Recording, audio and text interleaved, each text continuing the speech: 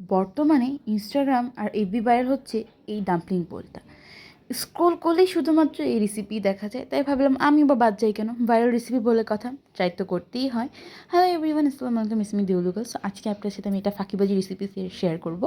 So you can see, just আমি ছোট্ট একটা আমাদের হ্যান্ড ব্লেন্ডারের ভিতরে মুরগির মাংস, কাঁচামরিচ আর রসুন নিয়ে নিয়েছি এবং এটাকে একসাথে ব্লেন্ড করে নিয়েছি। দেন আমার যেহেতু ভেজিস অনেক বেশি পছন্দ, তাই আমি এখানে অনেকগুলো অনিয়ন, দেন গাজর, ক্যাপসিকাম চপ করে নিয়েছি। যত বেশি চপ হবে তত বেশি কিন্তু ভালো। দেন এখানে আমি আমার ব্ল্যাক পেপার গ্রাইন্ডারটা দিয়ে ব্ল্যাক পেপার গ্রাইন্ড করে নিচ্ছি। অ্যান্ড দেন সব কিছুকে সুন্দরভাবে আমরা মেখে নিব। এক্ষেত্রে আমি কিন্তু সবগুলোকে আলাদাভাবে মেখে নিচ্ছি, তবে অনেকেই করে আপনার পেঁয়াজটাকেও গ্রাইন্ড করে নেয়, যেহেতু অনেকের পছন্দ না। তো এটা আপনাদের একান্ত ব্যক্তিগত ব্যাপার, কীভাবে নেবেন।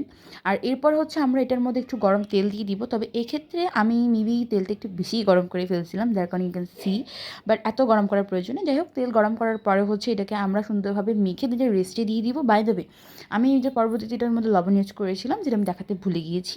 অ্যান্ড দেন এখানে আমরা একটা বাটিতে আটা, লবণ আর তেল নিয়ে নিব, যেহেতু আমার সে ময়দা ছিল না। তো এক্ষেত্রে তেলের পরিমাণটা আমরা অনেকেই বুঝি না। তো আমাদেরকে বলা হয়ে থাকে হাত মুট করার পর যদি এরকম একটু দলা দলা হয়, তার মানে আপনার তেলটা পারফেক্ট হয়েছে।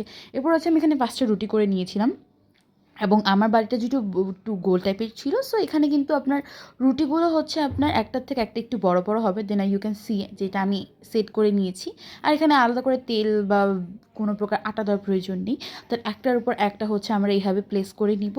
আমি এইভাবে একটার পর একটা প্লেস করে নিচ্ছিলাম। যদিও আমি প্রথমে 5টা রুটি করেছিলাম, বাট যেহেতু আমার বোলটা একটু বড় ছিল আর আমি যেহেতু ভেবেছিলাম এক বোলই বানাবো, তাই আমি পরবর্তীতে আমার যেহেতু পুরটা আরও বেশি বেঁচে যায়, তো পরবর্তীতে আমি আরও একটা রুটি করে, তো মোটামুটি 7টার মতো আমার করা হয়েছে। সেটা বলার মধ্যে আমরা সেট করে দিই এবং ঢাকনার ফুটোটা আমরা লং দিয়ে ঢেকে দিই। দেন আমরা চিলি অয়েলের জন্য একটা বাটিতে রসুন, সস, তারপর হোয়াইট চিজ, দেন আপনার দ্য অ্যাকচুয়াল থিং, সেটা আপনার শুকনো মরিচ গ্রেন্ড করে নিয়ে নিই, যেটাকে আমরা চিলি ফ্লেক্স বলি। তারপরে যে এখানে আমরা একদম গরম গরম তেল দিয়ে দিই, এবং যত বেশি আপনি গরম তেল দিবেন তত বেশি ভালো হবে। আর এটাকে আমরা একটু বেশি বানাইছিলাম যেন আমরা রিস্টো করে রাখতে পারি। আপনারা চলে রিস্টো করে রাখতে পারবেন। আর তারপর 15 থেকে 20 মিনিট পরে যখন আমরা এটা ঢাকাটা খুলি, ইউ ক্যান সি যেটা পুরোটা ফুলে গেছে। সো আপনি বুঝতেই পারতেছেন হয়ে গেছে। যদি আপনার মনে হয় যে না হয়নি, আমাদের একটু বেশি সময় লাগছিল যেহেতু আমাদের একটু বেশি বড় ছিল, বাট আপনারা একটু ছোটো ছোটো করে বানালে আপনাদের কম সময় লাগবে। অ্যান্ড তারপর আমরা উপরে চিলি অয়েল দিয়ে গার্নিশিং করে দিন এটা খাইতেছিলাম।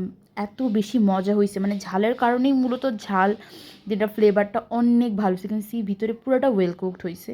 সো সেটা ফাঁকিবাজি রেসিপি চাইলে আপনারা খুব ইজিলি বাসায় বানিয়ে ফেলতে পারবেন। খাল্লা